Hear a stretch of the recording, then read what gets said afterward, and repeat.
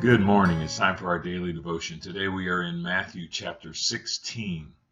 There's an interesting part right here in the middle of this chapter where Jesus begins to quiz his disciples about who people are saying that he is.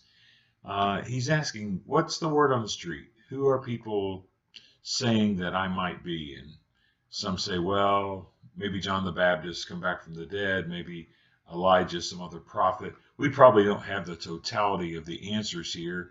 There were certainly lots of things, lots of rumors, lots of words on the street about who Jesus might be. Some that were probably not very nice and not positive at all. But we have this little answer here. Well, some say this, some say that. And that's not because Jesus doesn't know what the word on the street is. It's not because he doesn't know what people are saying. Of course he knows. He's trying to get the disciples to process this information because he's getting ready to ask the real question. And so after he hears their answers, he says to them, all right, now, who do you say that I am? That's really the crux of the matter. That's where Jesus wants to get to. Because what he's really concerned about is, hey, after I've spent this amount of time with you, you've seen me do miracles, you've heard me pray to the Father, you've heard me prophesy, you've seen that I'm the fulfillment of so many prophecies in the Old Testament. Have you been able to put that information together to such an extent that you really understand and know who I am? That's what Jesus is after. He gets the right answer from Peter. Peter says, you are the Messiah, the one and only Son of the living God. And Jesus responds by saying, you have said, well, that's exactly right, Peter. And you need to understand that you didn't come to this conclusion on your own. You didn't come to this conclusion based on your own understanding, or your own knowledge. You didn't process this naturally and come to this conclusion. This has been revealed to you by the Holy Spirit, and that revelation has come directly from God.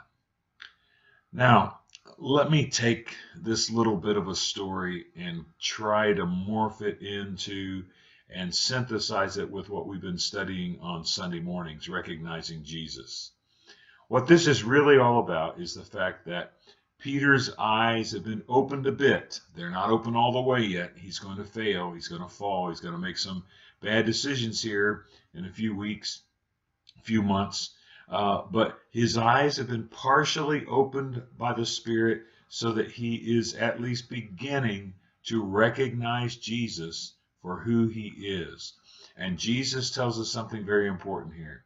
He says, you didn't come to this conclusion. Your eyes weren't opened from a natural state. Your eyes have been opened. Your understanding has been opened. You are beginning to understand who I am. And that understanding comes from the Father. In other words, recognizing Jesus is really a gift from God. And so for all our talk about recognizing Jesus and opening our eyes and seeing him, we really need to understand that our prayer every day should be, Lord, help me to recognize Jesus. Help me to see Jesus for who he really is. Help me to see him in the people I meet. Help him to see him in the situations that I encounter today. Help me to see him and to understand who he is in a supernatural way that can only come from you. Simon, you do well. You're understanding a bit. That understanding didn't come from you, Jesus says. It came from the Father. That ought to be our prayer every day.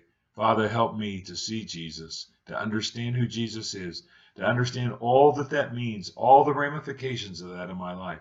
Help me to know that if I see Jesus today, it will transform and change my life in a way that only he can. Now, go make it a great day. I'll see you tomorrow.